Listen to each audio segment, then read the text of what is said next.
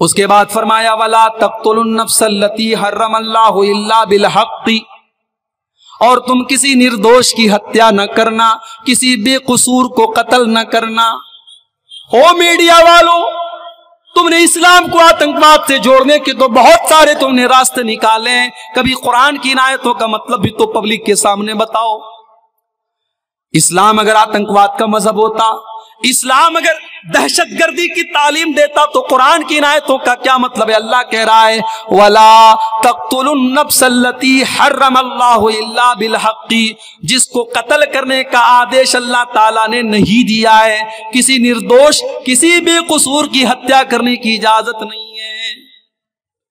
اور اگر کسی نے کسی کو قتل کیا ہے، آج تو ذرا ذرا سی بات پہ قتل ہو جاتا ہے، اخبار میں خبر آتی ہے 1000 روپے کے لیے، 2000 روپے کے لیے، عورت کے سونے کی لاکٹ کے لیے اس کا ہتیا کر دیا، اس کا قتل کر دیا جاتا ہے۔ اسلام کا قانون کتنا کٹھور ہے اس معاملے میں۔ اگر کسی نے کسی کو قتل کر دیا ہے تو قاتل کو بدلے میں قتل کیا جائے گا۔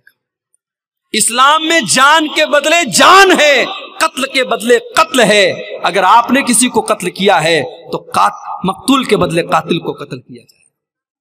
وَمَنْ قُتِلَ مَظْلُومًا فَقَدْ جَعَلْنَا لِوَلِيِّهِ سُلْطَانًا فَلَا يُسْرِفْ فِي الْقَتْلِ إِنَّهُ كَانَ مَنْصُورًا،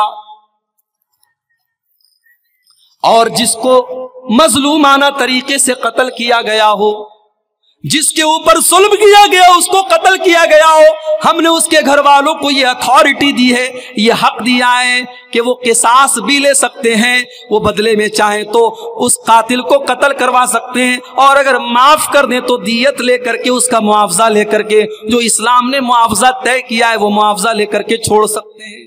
اسلام میں دونوں آپشن ہیں، قاتل کو قتل بھی کیا جا سکتا ہے، اور اگر جس کو قتل کیا گیا ہے، جس کی ہتیا ہوئی، اگر اس کے گھر والے تیار ہیں تو پھر اس کو پیسہ دے کر کے معاف بھی کیا جا سکتا ہے۔ اب 2-4 باتیں اور رہ گئی ہیں، جلدی جلدی سن لیجئے، مجھے بھی ابھی سفر پہ نکلنا ہے، تھکا آ رہا ہوں اور 12:15 کے قریب ہو رہے۔ یہ قتل کرنے کی بات کرنے کے بعد اللہ نے ایک عجیب بات کہی۔ اللہ نے فرمایا وَلَا تَقْرَبُوا مَالَ الْيَتِيمِ إِلَّا بِالَّتِي هِيَ أَحْسَنُ، اور یتیم کے مال کے قریب نہ جانا۔ جس بچے کے باپ کا انتقال ہو گیا ہے، جو اناتھ ہے، جو یتیم ہے، اس یتیم کے مال کے قریب نہ جانا، اس یتیم کے مال کو ناجائز طریقے سے نہ کھانا، یہاں تک کہ جب وہ یتیم بچہ جوان ہو جائے، بالغ ہو جائے، تب اس کا مال اس کو دے دینا، اس کی رقم اس کو دے دینا، اس کے باپ نے جو پیسہ چھوڑا تھا وہ پیسہ اس کو دے دینا۔ وَأَوْفُوا بِالْعَهْدِ، اور اے مسلمانوں تم وعدے کو پورا کرنے والے بنو، تم زبان کے پکے بنو۔ إِنَّ الْعَهْدَ كَانَ مَسْئُولًا، اللہ تعالیٰ کیا وعدے کا سوال کیا جائے گا۔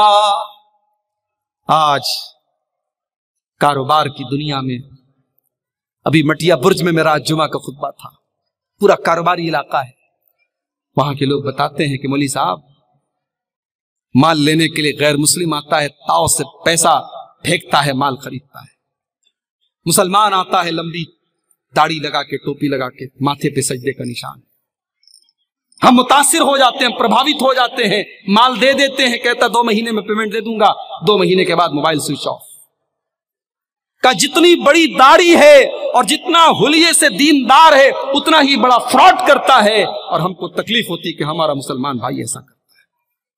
آج پورے بھارت میں ہمارے اوپر ایسے ہی لات جوتے نہیں پڑ رہے ہیں، ہم نے اپنی زبان کی ویلو کو کھو دیا ہے۔ میرے پیارے ساتھی، مسلمان اپنے وعدے کا پکا ہونا چاہیے۔ وَأَوْفُوا بِالْعَهْدِ، وعدے کو پورا کرنے والے بنو۔ إِنَّ الْعَهْدَ كَانَ مَسْئُولًا، اللہ تعالیٰ کیا تمہارے وعدے کا سوال کیا جائے گا۔ وَأَوْفُوا بِالْكَيْلِ إِذَا كِلْتُمْ، اور جب تم کوئی سامان تول کر کے دو، ناپ کر کے دو، تو پورا پورا ناپ کر کے دو۔ وَزِنُوا بِالْقِسْطَاسِ الْمُسْتَقِيمِ، اور صحیح ترازو پر سامان کو تول کر کے دو۔ ذَلِكَ خَيْرٌ وَأَحْسَنُ تَأْوِيلًا، تم سامان صحیح تول کر کے دو گے تو اسی میں تمہارا انجام اچھا ہے۔ آج اگر تم نے 2 نمبر سے پیسہ کما لیا تم نے سٹا کر کے پیسہ کما لیا، تم نے لاٹری کے ذریعے پیسہ کما لیا، تم نے آن لائن گیم کھیل کر کے پیسہ کما لیا۔ او میرے نوجوان بھائیو، تم نے جوا کھیل کر کے پیسہ کما بھی لیا، وہ پیسہ بظاہر تو آپ اس سے پیسے والے بن جائیں گے، مگر انجام برا ہونے والا ہے، اس کا رزلٹ برا ہونے والا ہے، اس کا نتیجہ برا ہونے والا ہے۔ اور حلال کا آپ نے تھوڑا سا بھی کمایا ہے، اس کا انجام اچھا ہونے والا ہے۔ حرام کمائی کا انجام اچھا نہیں ہے میرے بھائی، اس لیے حرام سے بچو، بے ایمانی سے بچو، چوری سے بچو۔ اسلام تو وہ دین ہے، اللہ کے نبی مارکیٹ میں جاتے ہیں، ایک صحابی کی اناج کی دکان ہے، غلے کی دکان ہے، غلے کے اندر اللہ کے نبی نے ہاتھ ڈالا، اندر اناج بھیگا ہوا ہے۔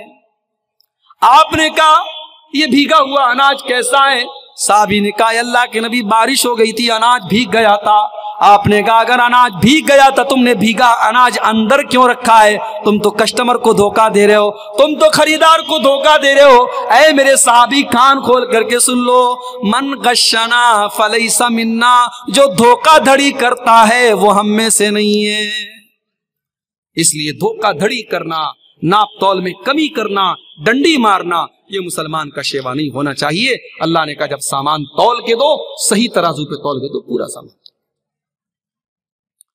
اس کے بعد فرمایا وَلَا تَقْفُ مَا لَيْسَ لَكَ بِهِ عِلْمٌ، اور اے مسلمانوں تم ایسی چیز کے پیچھے مت پڑو جس کا تم کو علم نہ ہو۔ سوشل میڈیا کا دور ہے، واٹس ایپ کا دور ہے، فیس بک کا دور ہے، یوٹیوب کا دور ہے۔ آپ کے پاس کوئی ویڈیو آیا، آپ کو لگا کہ یار بات تو صحیح ہے، آپ نے پھٹ سے شیئر کر دیا، آپ نے دوستوں کو بھیج دیا، آپ نے فیس بک کے اوپر پھیلا دیا۔ بعد میں پتا چلا کہ آپ نے جو ویڈیو پھیلایا تھا وہ ویڈیو فرضی تھا، وہ جھوٹا تھا، وہ غلط تھا، آپ نے غلط چیز کو پھیلانے کا کام کر دیا۔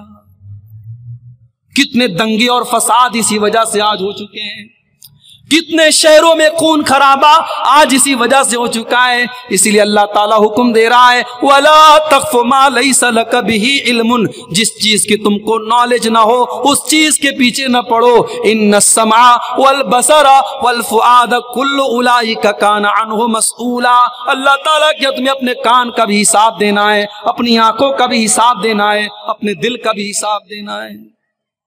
اور خاص طور سے اگر کوئی دین سے ریلیٹڈ چیز ہے، کوئی قرآن کی آیت ہے، کوئی نبی کی حدیث ہے، تو کسی اچھے عالم سے آپ پہلے کانٹیکٹ کر لیں کہ شیخ صاحب، مولانا صاحب، یہ حدیث میرے پاس آئی ہے، ذرا آپ چیک کر کے بتا دیں کیا یہ حدیث صحیح ہے۔ آپ کو جتنی بھی اچھی وہ بات لگ رہی ہو، جب تک کسی عالم سے کنفرم نہ کر لے تب تک اس کو فارورڈ اور شیئر نہ کرے۔ اور یوٹیوب پر ہر تقریر کرنے والا اور ہر بیان کرنے والا اس کی لچھے دار باتیں اور اس کی میٹھی باتوں میں نہ آئے، پہلے پتا کر لیں وہ عالم صحیح ہے کہ نہیں ہے، وہ اسکالر صحیح ہے کہ نہیں ہے، اس کا عقیدہ صحیح ہے کہ نہیں ہے، اس کا منہج صحیح ہے کہ نہیں ہے، اس کے بعد ہی اس کی ویڈیو کو آگے بڑھائیے۔ یہ اصول یاد رکھیے، اللہ نے فرمایا کہ جس چیز کی تمہیں نالج نہ ہو اس کے پیچھے مت۔ اب اس کے بعد 14ویں چیز وَلَا تَمْشِ فِي الْأَرْضِ مَرَحًا، اور اے مسلمانوں تم زمین میں اکڑ کر کے نہ چلنا، تکبر نہ کرنا، گھمنڈ نہ کرنا۔ إِنَّكَ لَن تَخْرِقَ الْأَرْضَ وَلَن تَبْلُغَ الْجِبَالَ طُولًا، اے انسان تو تکبر کرتا ہے، تو گھمنڈ کرتا ہے، نہ تو زمین کو پھاڑ سکتا ہے، نہ تو پہاڑ کے اوپر چڑھ سکتا ہے۔ تجھے گھمنڈ کرنا زیب نہیں دیتا، تجھے تکبر کرنا زیب نہیں دیتا، تو تکبر نہ کر، تو گھمنڈ نہ کر، گھمنڈ مت کرو۔ اللہ کو گھمنڈ پسند نہیں، نہ پیسے کا گھمنڈ، نہ طاقت کا گھمنڈ، نہ علم کا گھمنڈ، تکبر مت کرو۔ اب اس کے بعد 15ویں چیز، اللہ نے یہ 14 چیزیں بیان کر کے فرمایا کُلُّ ذَلِكَ كَانَ سَيِّئُهُ عِندَ رَبِّكَ مَكْرُوهًا، اے میرے بندو یہ جتنی باتیں بیان کی گئیں، یہ ساری کی ساری باتوں میں جو بری باتیں ہیں وہ تمہارے رب کو بہت ناپسند ہیں۔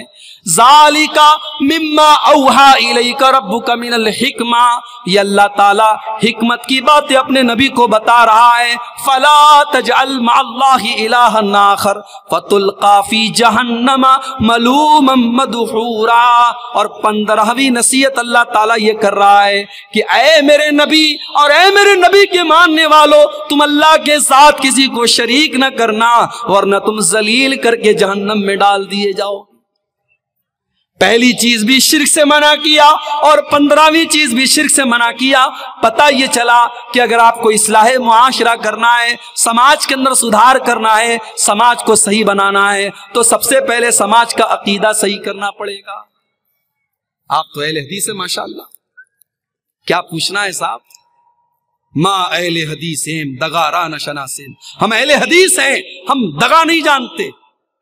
ارے کہے کہ اہل حدیث ہیں، ہم اہل حدیث ہونے کے باوجود اگر آج تک ہماری مسجد میں جمعہ کے دن 2 اذان ہو رہی ہے تو پھر ہمیں اور آپ کو اپنے آپ کو اہل حدیث نہیں کہنا چاہیے. جب ہمارے سامنے ہمارے نبی کا اسوہ موجود ہے، ہمارے نبی کا نمونہ موجود ہے کہ نبی کے دور میں 1 اذان ہوتی تھی، عثمان غنی رضی اللہ عنہ کے دور میں 2 اذان ہوئی تھی، ایک خاص مقصد کے تحت ہوئی تھی. آج اس کی ضرورت بھی نہیں ہے، لاؤڈ اسپیکر کا کام ہے، پورے محلے میں سب کو پتہ چل جائے گا.